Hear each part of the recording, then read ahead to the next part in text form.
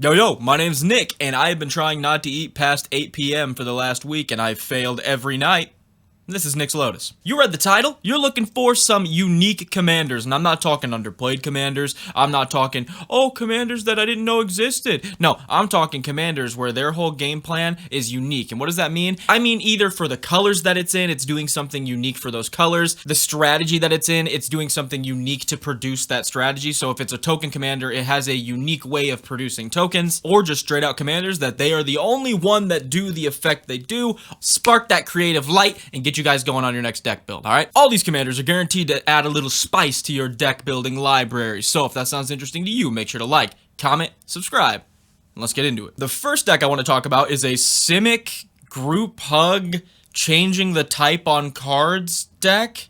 Yeah, I'm being serious. The commander, Gore Moldrak Amphenologist, being 1 a green and a blue for a 3/2, you and permanents you control have protection from salamanders. At the beginning of your end step, each player who controls the fewest creatures creates a 4/3 blue salamander warrior creature token. So if people are falling behind in creature count, we can go ahead and give them 4/3 salamanders that cannot attack us because we have protection from salamanders, and cannot target our creatures because they also have protection from salamanders. So they're going to be swinging at each other. So it's a cool, like, politics, little bit of group hug because you're giving people tokens, kind of goad-ish. You're not really forcing combat, but let's be honest, they can't attack you. You're giving them 4/3s, they're going to be swinging at each other. But where it gets really interesting is running cards that can change the words on other cards.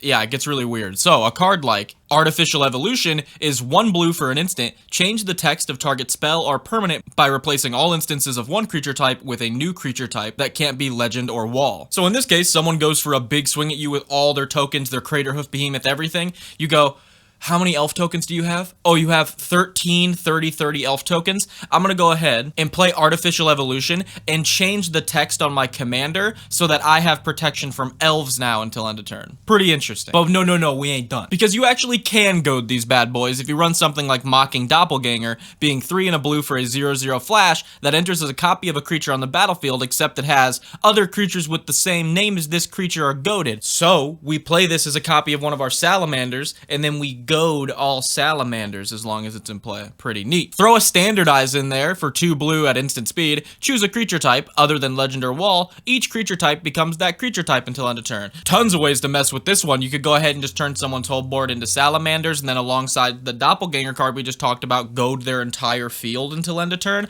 Very interesting build for Simic, I will tell you that much. So keep in mind though, none of these are actually full decks. These are all just deck concepts, ideas to get you guys interested. But anyway, if you want a super interesting look at a dragon deck, I recommend you try out Sivitri Dragon Master, being 2 a blue and a black for a 4/4. Yes, this planeswalker can be your commander. You can +1 until your next turn. Creatures can't attack you or planeswalkers you control unless their controller pays 2 for each of those creatures. You can -3 to search your library for a dragon card, reveal it and put it into your hand, or you can -7 to destroy all non-dragons. That's right, we're going dimir dragons, okay? My brain immediately went to like running Kaiga, 5 and a blue, 5/5 flying. When it dies, gain control of target creature. Maybe a couple of like clone effects, so you can interact with Kaiga and play a clone effect, sack the clone, gain control of an opponent's thing. You also get to run really fun dimir dragons like Dragon Lord Salumgar, 4 a blue and a black, 3/5 flying, death touch. When it enters, gain control of target creature or planeswalker for as long as you control Dragon Lord Salumgar. And just like our commander's ultimate, we get to run Crooks of Fate, being 3 and 2 black, sorcery, choose 1, destroy all dragon creatures or destroy all non-dragon creatures. This one is super interesting, and with the release of Kamigawa Neon Dynasty and Dragonstorm, there are a ton of new additions to the black and blue dragon card pool. So this is a really exciting one. If any of you guys are into dragons, you've been looking for a unique dragon build, I highly suggest you hit up the old Scryfall and you do the old ID Dimir type dragon and go ahead and give yourself a search through those bad boys. You're also in blue-black, so you get to run all the Feign Death cards and counter spells to like back up and protect your dragons. I think this deck has kind of fell by the wayside because when it released, there wasn't a lot of cool interaction and cool dragons to run in it. They've been releasing mad dragons lately, alright? So go find yourself some cool dimir dragons and report back and let me know how this deck goes. A deck I've personally wanted to build for a while, and it is still sitting in my stack of cards, is Rendmaw Creaking Nest, being 3 a black and a green for a 5/5, Menace, Reach. When Rendmaw Creaking Nest enters, and whenever you play a card with 2 or more card types, each player creates a tapped 2/2 black bird creature token with flying. Those tokens are goated for the rest of the game. Pissed off crows. Everybody gets a pissed off crow. Those crows are going to be pissed off at each other. There's going to be chump blocking crows all over the place. Tokens are going to be hitting the bin all over the place. Anarchy, total anarchy. I really like this deck. It's a weird, like, goad, aristocrats token, kind of group hug, but not really. You're giving your opponents tokens. Very interesting build. The first aspect of this build that makes it so unique is it cares about a card having 2 types, which is super unique outside of a card like maybe Baba La Saga, making the deck building for this deck really interesting because it makes cards like Copper Mirror, for example, a 2-drop 1/1 that taps for a green, but the fact that it's an artifact creature, oh, there's the 2 creature types, everybody gets a crow. How about Lignify, a tribal enchantment? Go ahead and play some removal, and everybody gets a crow. Ornithopter, a literal 0-drop artifact enchantment, everybody gets a crow. You could run one Anthem effect, like a Sylvan Anthem, I think that's what it's called, the one that gives all your creatures 1/1. You could just run one of those, and your crows are just automatically better than everyone else's crows. You can just build up a board of crows, and then play like an Overwhelming Stampede on all your crows. I think it's interesting because your crows are also goated, so you're going to be swinging and chump blocking as well. So maybe throw in like a Blood Artist because there's going to be a lot of crows dying in this deck. I think this deck has a ton of avenues to like plug in value to it and an incredibly unique way to actually produce the value. So if you've been looking for an interesting Golgari list, I think Creekmaw has your number, dude. But fine, maybe you're more on the Voltron train. All right, well, how about Kain, Traitorous Dragoon, being 2 and a black for a 2/4.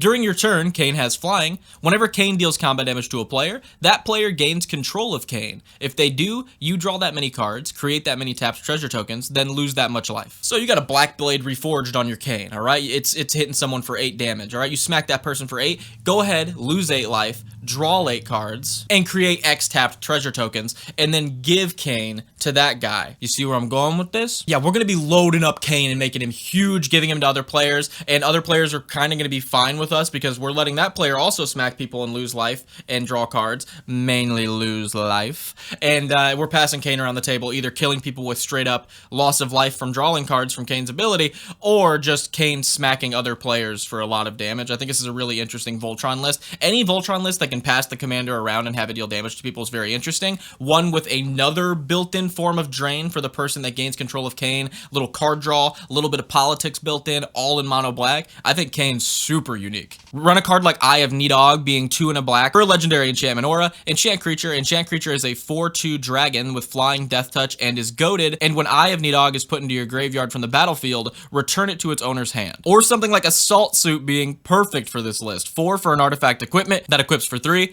Equipped creature gets +2/+2, has haste, can't attack you or planeswalkers you control, and can't be sacrificed. At the beginning of each opponent's upkeep, you may have that player gain control of equipped creature until end of turn. If you do, untap it. So cool, because you still control Assault Suit, so other people can't unequip it and equip it to stuff, and you're just buffing Kain, passing him around the board. It's a perfect enchantment for this deck, or a perfect artifact. Love it. And again, being in mono black, we gain access to Feign Death triggers, so if anybody's trying to get sneaky with our commander, maybe sacrifice it to something, maybe chump block it with something, no, we'll just Feign Death it, we'll gain back control of it, and we'll repeat the cycle of destruction. Now, moving on to one of the commanders that is unique because it is the only commander that does this, we're going to talk about Riversong. Riversong is 1 a blue and a red for a 2/2. You draw cards from the bottom of your library rather than the top.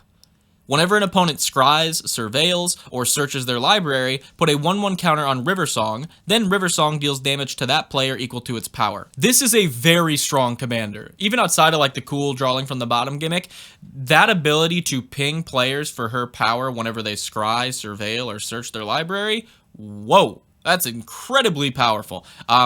But that first ability, drawing from the bottom, is insane when you pair it with cards like Flow State, being 1 in a blue, sorcery. Look at the top 3 cards of your library. Put 1 of them into your hand, the rest on the bottom of your library in any order. If there is an instant or sorcery card in your graveyard instead, put 2 into your hand and the rest on the bottom. So this is a 2 mana.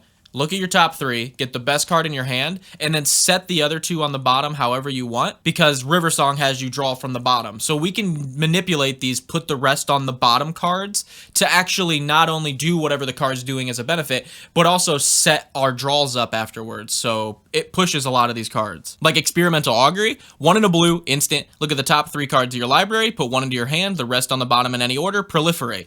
So look at your top 3, get the best card, set your next draws, pump up River Song for 2 mana. Sure. And of course, River Song's important, so in this deck, you're gonna wanna run something like Slip Out the Back, being 1 blue for an instant, put a 1/1 counter on target creature it phases out, not only buffing up River Song, but also protecting her from any removal. Super interesting commander. Speaking of which, we got Shirei, Shizu's Caretaker. Being 4 and a black for a 2/2, whenever a creature with power 1 or less is put into your graveyard from the battlefield, you may return that card to the battlefield at the beginning of the next end step if Shirei is on the battlefield. Sure. Recursion, nothing new for mono black. A weenie deck in mono black?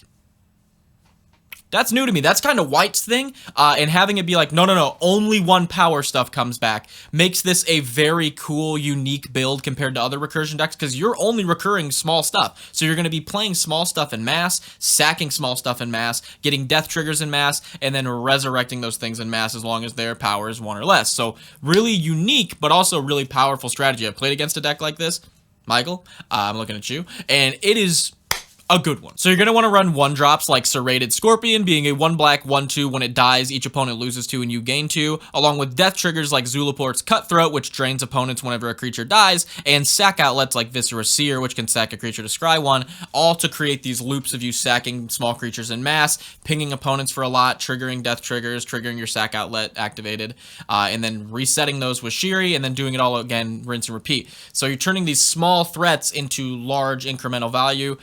Super unique build. Shirei is one very interesting recursion commander. Take that from a reanimator player. You're reanimating the weenies. That's kind of both my things right here. I can't believe I don't have a Shirei deck myself. And then finally, the coolest commander on this list. Literally one of the only, if not the only, red commander I've ever been interested in building.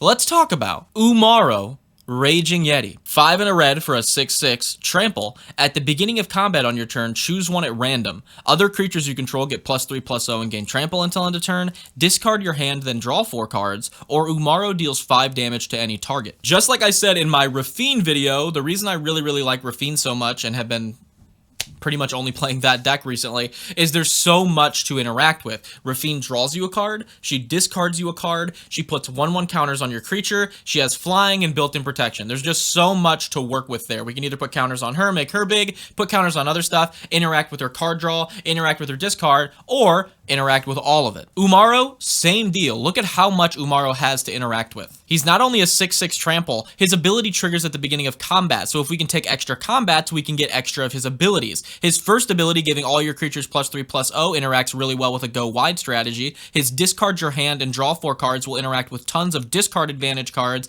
and draw advantage cards. And Umaro dealing 5 damage to any target is just good removal. So this guy's got a lot working for him. If you want to play a card like Marog, Fury of Akom, you can go ahead and get extra combat so that you can get extra of Umaro's abilities. Other creatures getting +3/+0 is an extremely powerful ability, again, because you'll have creatures like Marog into play. You could also interact with other creatures getting +3/+0 by going with a more go wide strategy, maybe running cards like Krenko. You could interact with his discard your hand and draw 4 cards ability with stuff like Surly Badgesaur, being a 3 and a red 3/3. Whenever you discard a creature spell, put a 1/1 counter on Surly Badgesaur. Whenever you discard a land card, create a treasure token, and whenever you discard a non-creature, non-land card, Surly Badgesaur fights another target creature, or you could just interact with the card draw with something like Psychosis Crawler. Again, the 5 damage is just good removal. Umaro's going to be a huge bomb that's going to be important to keep around, so you're going to want to run stuff like Bolt Bend to like redirect some removal spells off of him. And there you go! These are all some incredibly unique decks. Umaro, definitely my top dog. I like that guy a lot. I might build him on Moxfield and try him out one of these nights. Let me know which one of these decks you are going to consider, or if you already have. If you want to show some additional support, you can head over to nixlotus.com, check out our Scryfall search optimization tool, look at our viewer submitted decks, and pick up a piece of merch over at the merch store. And if you want to show some additional support, you can become a $1 Patreon member or YouTube member, and that will give you access to the deck submission form where you can submit your decks, and I will review them on Friday Night Deck Reviews, so a little incentive there. Huge shout out to all the names you can see on screen right now, and if you want to click on one of the 2 videos on screen, YouTube thinks you might like it. So appreciate you guys watching the video as always, and I will see you guys next time. Peace.